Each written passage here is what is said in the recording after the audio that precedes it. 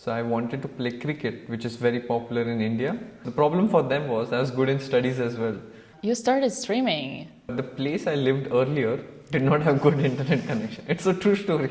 Unexpected, to be honest, for me. He says I'm a lazy chess player. But Okay, you're probably a lazy chess player compared to Anish, but compared to all the others. Anish Giri has tweeted and then I open and then I realized why did I open it. So that's how the spiral begins. What are the three things without which you cannot imagine your life? I think just one is enough. Hello and welcome to Berlin. Here we are with Indian Grandmaster Vidit Gujrathi. Vidit, hello and thank you for coming. Hello, thank you. Could you describe how your performance here in Grand Prix went? I had just played the Vacancy tournament and within 2 days, again I had to play this tournament. So physically it was very challenging because as you know in Vacancy it's a very long event and I was hoping to get some rest. But also I had lost last few games, so I was eager to come back on the board. The start was not good for me. I had a very promising position against Aronian, and I think that was the key game where I misplayed and he got the advantage and he won the game because after that he just ran away with the tournament. But for me, I won a nice game against Dubov and against Vincent yesterday I was winning, which I could not, so mixed feelings I would say. And your next Grand Prix stage is it's going to be soon, so you will hopefully have some time to recover and work on your mistakes. Yes, definitely, much needed break. How did chess become your life? I think many people know this, but that's the truth. Like when I first joined a club, I did not go for chess. So I wanted to play cricket, which is very popular in India, but I was very young, like 6 to 7 years old. And they said that the ball which they use for cricket can hit me and I can get injured. I'm very young to play it. They told me to come after a few years, but they offered me two options. Either I could play badminton or chess. And I used to play chess with my dad at home and I used to lose all the time. My dad is around a university player. So I thought, okay, why not to learn chess so that I can defeat my dad? That's what's my motivation. And my nature is like I don't like to lose. So once I started playing, if I lost, the competitive spirit kept me going, and then I, got better at it. Wow, it's so inspiring to know that you chose chess over badminton. Yeah, if I played badminton probably with my dad, then I would have chosen badminton, but that's how it went. And what was the turning point for you when you realized that you wanted to do it professionally? It was never clear because I used to play chess at a pretty reasonable level, like some Asian championship, world championship I had won, but it was not clear if I can make a career in chess. But at some point my father saw that I'm totally obsessed with it and he thought it would be better if I pursue this rather than study, because the problem for them was I was good in studies as well. So if I was only good at chess, then it would have been a tougher decision. But they thought that, okay, even in studies I'm doing well. But at some point when I was around 18 or something, I became Grandmaster and then soon became 2600 plus. So decided, okay, let's go for it. So it was not really one particular day. It's just like one thing led to the other. So it all went somehow naturally, right? The transition to being a full-time professional chess player and focusing on it. Yeah, complete serendipity. And then at some point, you started streaming. Yeah. How did you make this decision to share your chess life with others? The thing was, I always wanted to stream, but the place I lived earlier did not have good internet connection. It's a true story. And it was impossible to stream with that internet connection. It was reasonable, but not good enough to stream. But I had moved to a new place just 6 months before the pandemic. When the pandemic happened, everything just stopped. And I am that type of person who can't, just sit still. I need to be working all the time. So I thought, okay, I wanted to stream. Now I have good internet. Why not to try streaming? I always saw that Hikaru used to stream and I thought it could be a way of combining my two things which I like, like entertainment and chess. If I could combine that, and it just went super well. Like I can't imagine now not being a streamer. I was a professional throughout, but now I just can't undo it. It has become part of me. Unexpected, to be honest, for me, because you're known to be a very hardworking chess player, Yeah. and there's this some kind of Anish Giri would disagree. He says I'm a lazy chess player. But okay, you're probably a lazy chess player compared to Anish, but compared to all the others, people see you are hardworking. But okay, let's say it's subjective. Either way, I've always had this kind of a stereotype. You correct me if I'm wrong. Maybe it's not a stereotype that professional chess players, hardworking chess players, they usually do not have this either ability or passion to be so, let's say, socially open to and connect Right. to other people. Do you think that your personality, the way it is, it's kind of a unique, I mean, rare you thing? mean charming and very good for streaming. Yes, true. I mean, obviously you have it. Obviously, I don't know, Anish, Adiban, these guys, they have it. Also, Gary Kasparov has always known how to connect to people. But not only you have these talents, but you also like it in a way. Well, at the other hand, so many professional chess players, I'm pretty sure you're this way as well. I can take the example of Alexandra Kostyniuk. They know there is this discipline rule. When you're in the chess tournaments, you switch all your Yeah.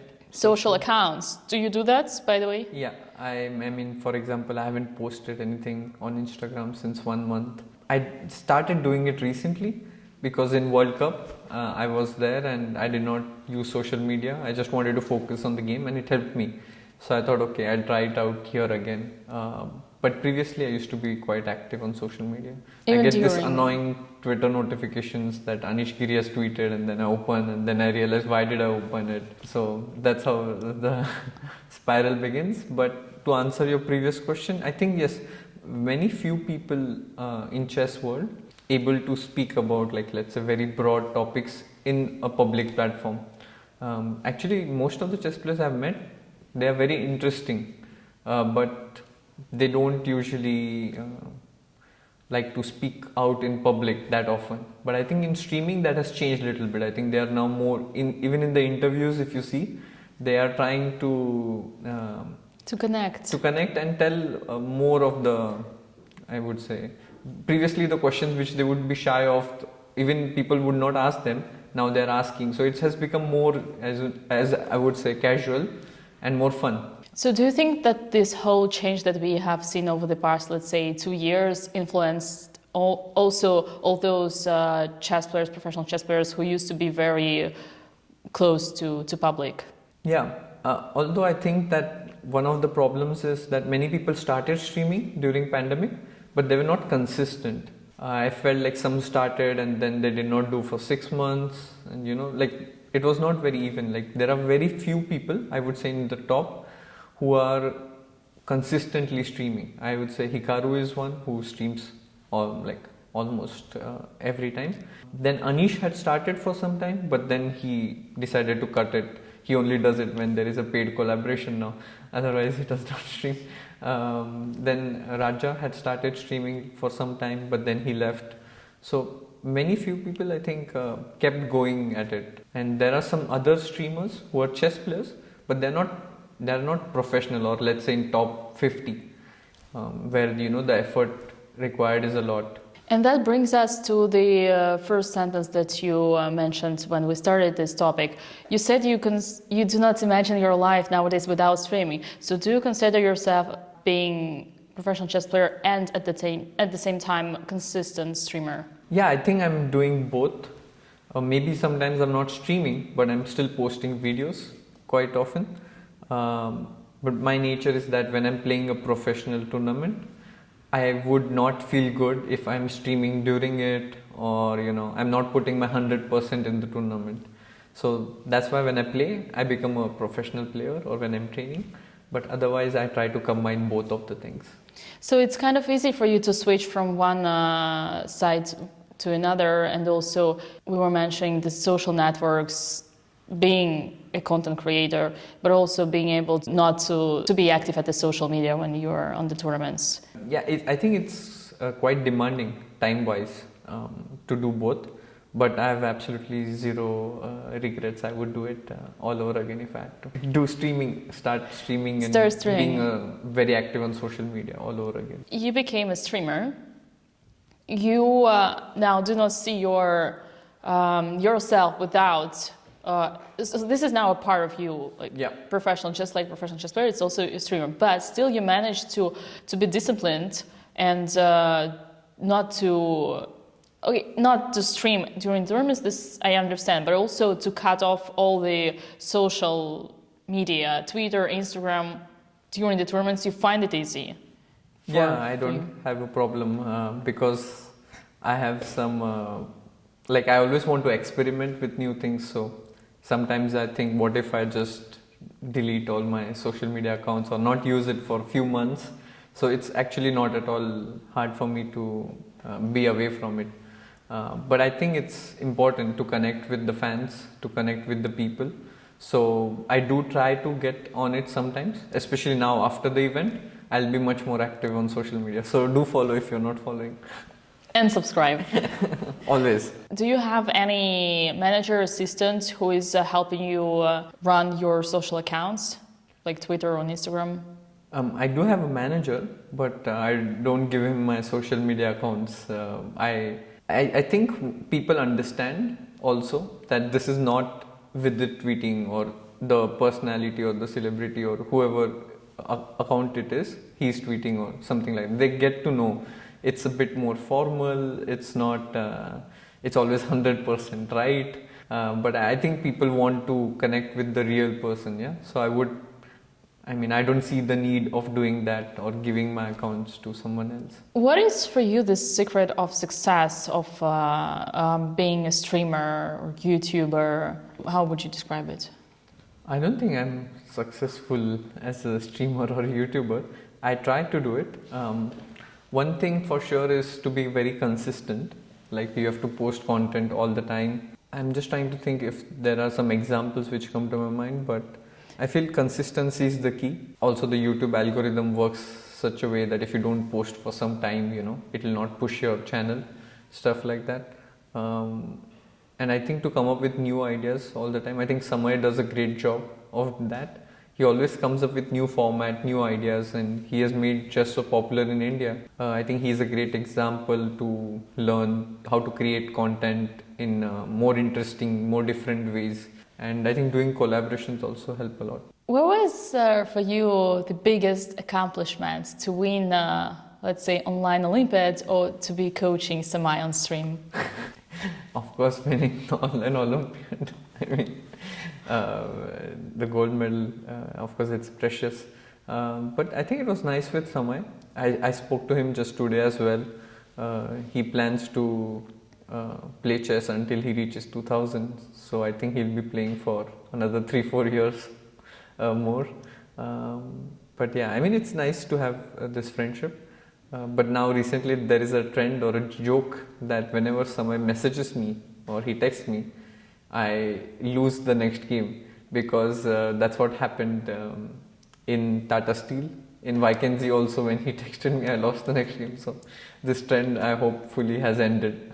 Do you think Samay will reach 2000 rating earlier, or most likely? Or sun will rise from the other side. I wanted to, the sun part I wanted to change for Anish becoming a comedian. Anish is already a comedian, I must say. He's just not a professional, but I think he has all the traits to become a comedian. Maybe he'll be more successful than a professional player as a comedian. Who knows? Could you describe Anish's sense of humor on the slot from 1 to 10? What would you... 10 being the funniest. Right? Yeah, 10 being the funniest. I think I would give him 7, not to flatter him too much. And to Samay? Samay, because he's comedian, I'll give him 1 extra. Just 1 extra? 8. Okay, so there is still place for 2 more places. Will you put yourself on one of those? No, I think I'm a 5 when it comes to it. Okay. But yeah, I think Samay you can give even more. He's a comedian after all. How would you describe the city where you live in 5 words? The best place to live on earth. Okay, I added one extra word, but I think it's, 5.5. Wow. Regardless of the internet connection. now it's good. Now it's good. Okay. My aim is to make Nasik like, one of the biggest cities like Mumbai or Pune. It's a far-fetched dream, but it would be nice to make it like a popular hub. What is your favorite food? Indian cuisine I like the most, and if I'm given a choice, then second would be Italian. And you are vegetarian, right? Yeah. How did you become vegetarian, or was it from your younger age? I was vegetarian until I had to travel abroad. I did not eat non-veg, but when I started going to foreign countries, I realized that it would be very tough to survive, because that time there were not many vegetarian options. But 3 years ago or something like this, I decided no, I just want to be a complete vegetarian. And I struggle sometimes in China, where I have to eat noodle soup for 10 days, or sometimes in Russia as well, because there are not many vegetarian options there. But I think in Europe it's manageable, because there is this vegan trend in the past couple of years, so that helps. But it's strange because Indian vegetarian and Europe vegetarian is different. For example, egg is considered non-vegetarian in India, whereas in Europe it's okay. And how has it been in Berlin since the Food-wise or? In Berlin, yeah, food-wise since the last week? It was funny. I just came to the airport and I went to the restaurant at the airport. They just did not allow me to sit there because I don't have the European vaccine, and you need like 3 doses, then you need a PCR, and it's very strict. And I realized quickly that I'll have to eat in the room. Then I tried other apps to order food, which did not work. Luckily, only one app worked. Then I'm just ordering food every day. What is an ideal rest day for you? The rest days where I learn how to rest. Because I don't use rest days properly at all. I'm still working. I have this obsession of working, and then I think it's not good. So if I can learn to rest on a rest day, that would be great. For example, yesterday after the tournament finished, I just could not rest. Like, I went out for a run in the Berlin at, I think it was 11 o'clock or something. It was raining and stuff like this. So I just can't rest. That's my problem. Wow, so you do not have neither weekends, you don't know what... Many times I just don't understand which day of the week it is, because chess players, it does not matter many times, like Saturday or Sunday, because we work for ourselves. So most of the times I don't realize which day it is. Wow, you're just repeating all my quotes from my own interview to World Chess. And neither are any vacations, right? I think I like to combine things. For example, now I'll be in Europe for 2 weeks, so I'll go see some places maybe. For example, I saw this, I think, Brandenburg Gate, it's called. Yeah. It was very historic, and to see more iconic places like this in Berlin. Now that we know that you're vegetarian, perhaps the answer to this question is going to be obvious, but still, coffee or tea? I'm a coffee person. No way. Why not? I wouldn't.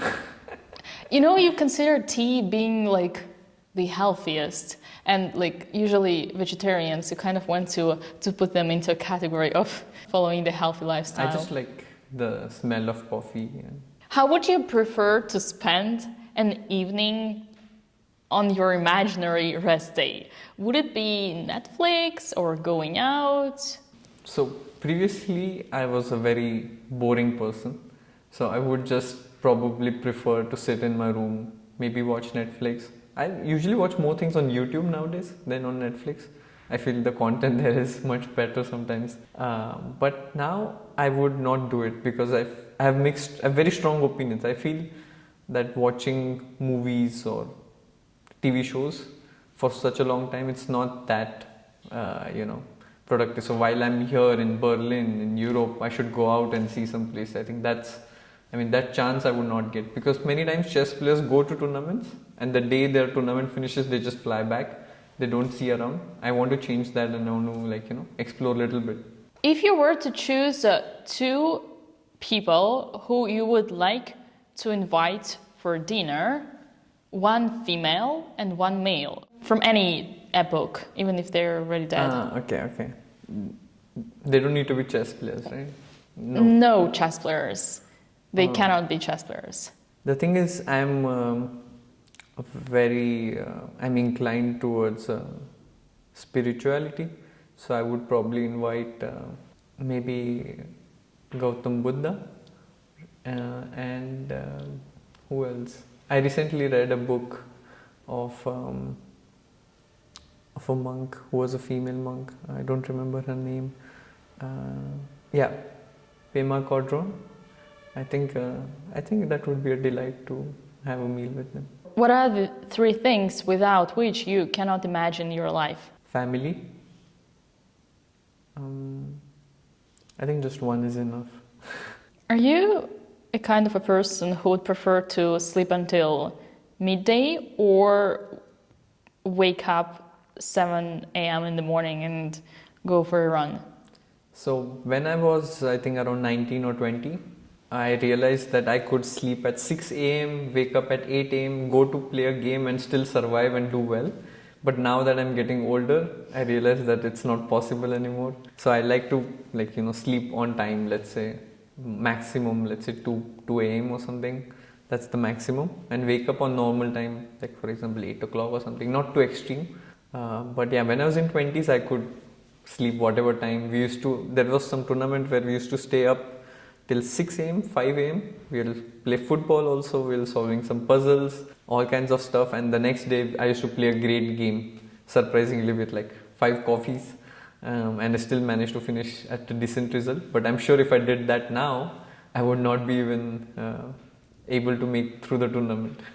If you were to recommend me a film for an evening, what would be your choice? I think I would say Pursuit of Happiness. That was a very good movie. I really liked it. If you were able to give yourself an advice in the past, what would that be? Don't become friends with Anish Giri. I'm just joking.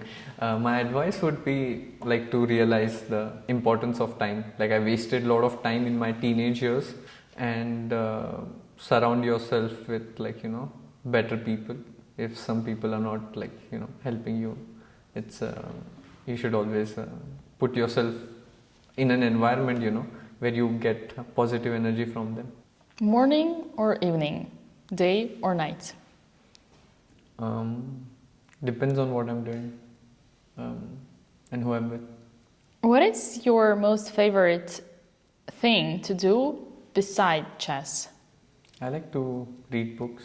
Vidit in Russian means someone who can see things, who can predict things. Do you think it could be related to you? Yeah, I think it's probably right, because in other cultures also I've heard that it means to predict or to foresee, which I think it's right, because I sometimes make predictions which turned out to be correct. Do you sometimes feel lonely without your sister Vedika on the tournaments? I really enjoy when she is there.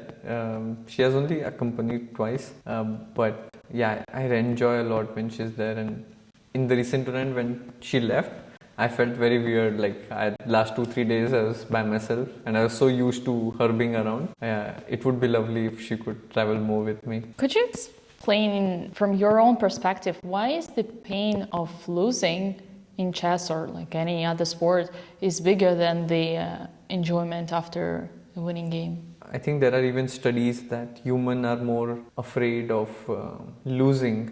I think there is this study where they give people, let's say, $50 and then they ask it back, but they are afraid of losing that because they own it now, for example, something like this.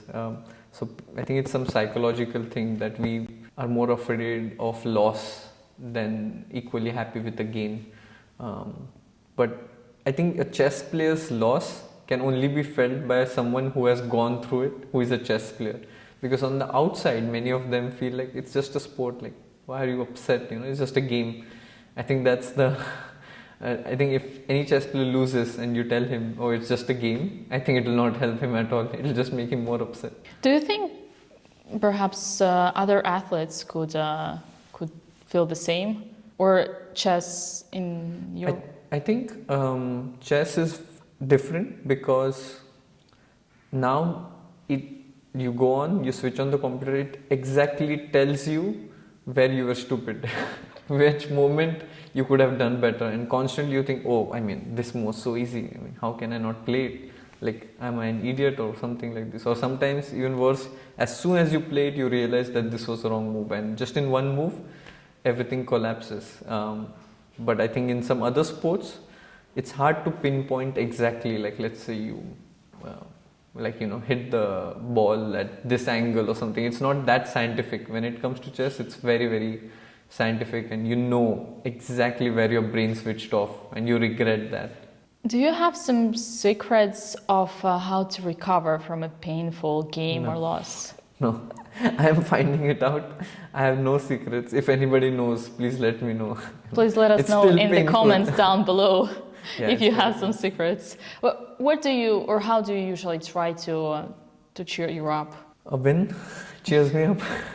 I would say nothing else comes close. But I think there are few people who are very good at this. Like, they are able to move on much faster. I think everybody gets upset, but some people move on faster. And nothing works like a win. Do you have any examples of players like that? I have seen Anish, so he also gets upset, but he does not hold on to it for very long, or he does not have extreme emotions, I would say. And I think Magnus is also very tough mentally. For example, many times he has come back right after a loss. I don't know how he reacts, but I've seen that. Yeah, I think these two people come to my mind, and there are some people who take it very, very emotionally. I think the more sensitive you are, the tougher it is in general.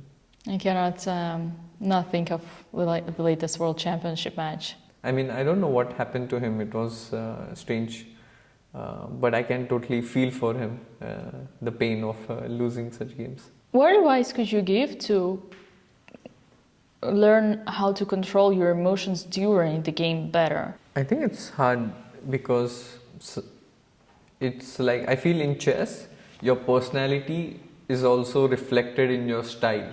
Let's say there are some people who like to be safe, or there are some people who like to catch a flight, just like they reach the airport just 1 hour before the flight and they're okay with traveling. They take more risks. Or some people who like to be in advance in time. So it also comes down to chess. Some people are very methodic, prepared, or some like to take more risks, or more coffee house style, if I can say that.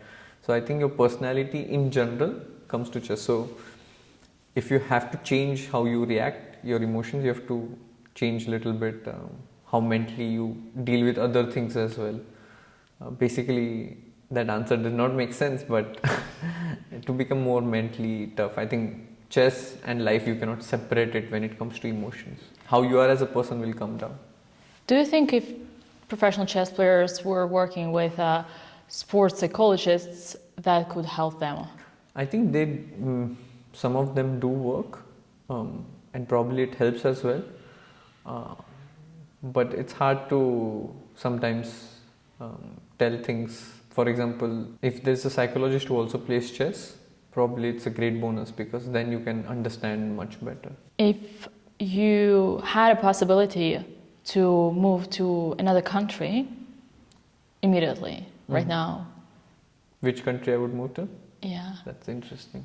I tried to live in Netherlands. I mean, I was hoping at some point, but probably not the ideal city because the temperature is a bit extreme.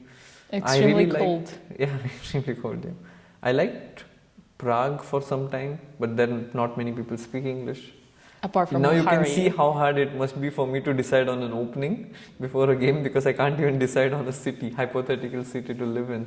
Hungary was good, but not many tournaments there. Spain is interesting. Probably Germany. Now I'm in Germany. So. Time to say Berlin. Good plug.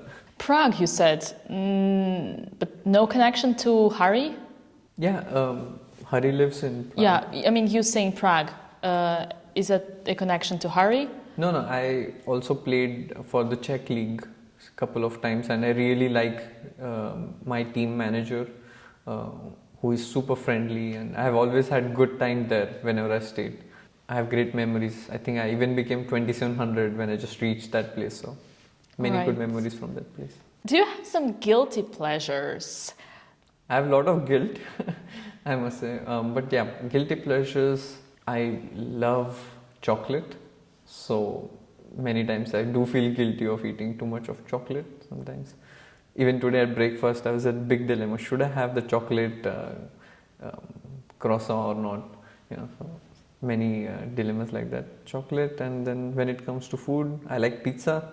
Sometimes I binge watch TV shows and then I regret it later on. Oh my god, I wasted an entire day watching it. YouTube, like I go on YouTube and sometimes I don't even realize 2 hours have gone by. I was just watching videos non-stop. So yeah, these things.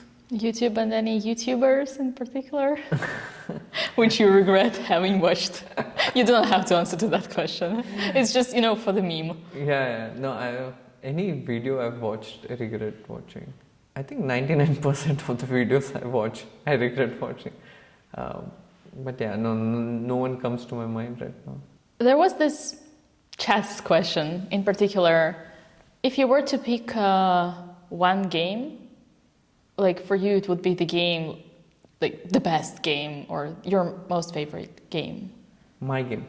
I think recently I won a very nice game against Dubov, vacancy, where I think I played like in a row 15 Indian best moves or something like this, and then with this king walk, and it was accurate and also beautiful. So I think that game is a good one for the list. And among not your games? Not my games. I think many beautiful games have been played. Just pick one so that our viewers can check it. I think recently I saw a game of Gelfand where he had 2 queens on the board after like 12 moves. I think it was Gelfand versus Mosisian. So I think it was very rare to see something like this, or 4 queens on the board after 12 moves, something like that. So now you are in a situation where you have 2 weeks before your next Grand Prix stage, Belgrade. Do you already have some concrete plans of how you're going to spend this time? I just today decided that I'll not go back to India. I'll stay for 2 weeks in Europe because it takes really long time to go back, then jet lag. Just when you're recovered, you have to come back again. Also a couple of quarantines here and there. Could be, yeah. That's also worry always. And like 20-hour flights and stuff like that. So I decided to stay here. And I plan to... I mean, recently there are so many chess tournaments that it's just like non-stop, something or the other is there, even online. So probably I'll play in front of those events and explore the city a little bit. And what is your next big goal? You're Indian number 2. My main regret would be not to reach my potential in chess. So I want to give everything I have right now for the next couple of years, because I don't think I'll be playing chess, let's say, when I'm 50. I find it hard to believe that I would do so. And I feel like the next 2-3 years I want to give everything I have and see if I can fulfill my potential. I don't know what it is, but I don't want to leave any stone unturned. Do you think you could overpass Vichy and become India's number 1? I think it could happen. For example, even in Tata Steel, I was gaining like 15 rating points at some point, then I lost it all. So I think I definitely have the potential to become 27, 60, something like that. And I think that would be higher than Vichy. But that's not the main motivation, I would say. It's mainly to see how far I can go rather than compete with someone else. Vidit, that has been a very big pleasure to be talking to you. Thank you so much. I think I learned a lot from you. Thank you. Thank you.